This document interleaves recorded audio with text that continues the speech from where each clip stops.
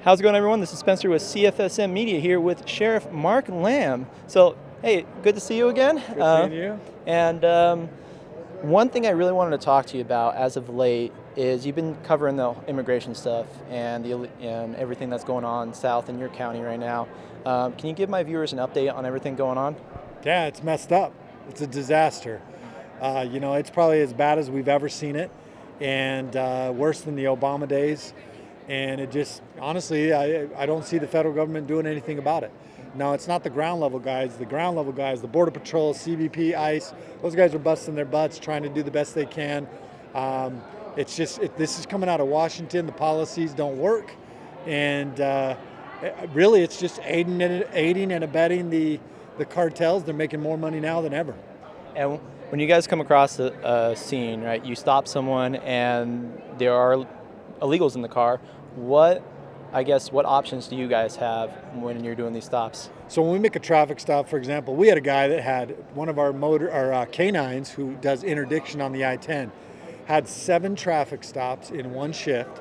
All 7 of them were human load vehicles, people dressed in camouflage clothes, carpet shoes, backpacks.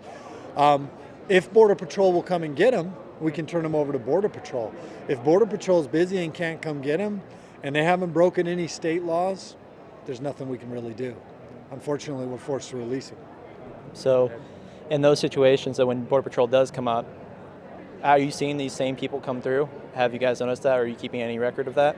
There's so many right now. Usually we used to scan their irises. There's so many now that we just can't even keep up. I don't think Border Patrol can keep up. We're just turning them over to Border Patrol over and over and over. I would hope that they're doing some type of iris scan to see if they came in here before, but it's hard to say. I noticed going through Yuma because I'll go back and visit family in San Diego from time to time, and I've noticed the checkpoint along I-8 there is closed too. The one when you're leaving Yuma going east, and it was open during the Trump administration, not open now. And from a lot of the guys I've talked to in the field when I've been out doing my interviews and just getting B-roll and all that, is they're pretty much swamped. They're babysitting these people that are coming over. They're not actually, doing their job and trying to prevent people from crossing.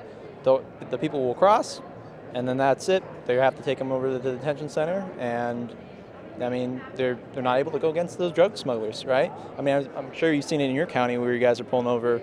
I mean, I think I saw a bunch of fentanyl come through, and just crazy stuff like that. So, the human trafficking, drug trafficking is off the charts. And I mean, what do you want Border Patrol to do? Because when you have 170,000 people in a month, that's over 5,000 people a day. That's tasking them to the max. Where do you house them?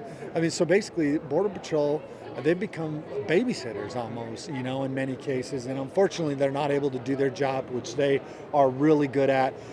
We support Border Patrol 100% and CBP and the good work that they do. And we're just going to continue fighting with them, and hopefully Washington, D.C. feels the pressure from the American people and they start doing their job.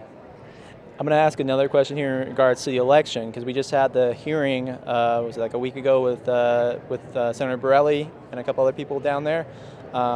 If in Pima County, or you used to Pima, Pinal County, if I always mix those two up, sorry. If, so for example, in your county, right, if they find fraud, what is the sheriff's office? What can you guys do over there? What are your options? Well, it depends. I mean, I think what you saw here was court orders or the Senate issuing orders to retrieve certain things. I would support any audit in our county. I believe that we need to restore the confidence of the voters in the voting process. And it's not about trying to overturn something. This is about just finding out whether or not our voting system works and ensuring the American people that the voting process can be trusted. So when we go into 2022 and 2024, people feel comfortable with that. We've got to get it right. And it's not, clearly half of America thinks it's messed up. And to be honest with you, the other half thought it was messed up before when they weren't the winners. So these are the same people that are telling you there isn't fraud. We're also the ones saying there was fraud 2 years ago. So, and I think I know the answer to this already. Governor pick as of today. I don't pick those. So all right. I don't endorse. I just think that we've got to have a good candidate that's going to stand up for Arizona. not be afraid of the federal government, not back down, and put Arizona first and America first. No, that's what I want to see out of a governor. Yep. You want a law-abiding governor, not one that's gonna. I want somebody that's tough. Like I want somebody that's going to stand up for the American people and the Arizona people, like I just said. I appreciate the work you do, sir. Man. It was a pleasure. Thank you. Good always seeing you, and we'll keep in touch. All right, God bless. All right, thank you, sir.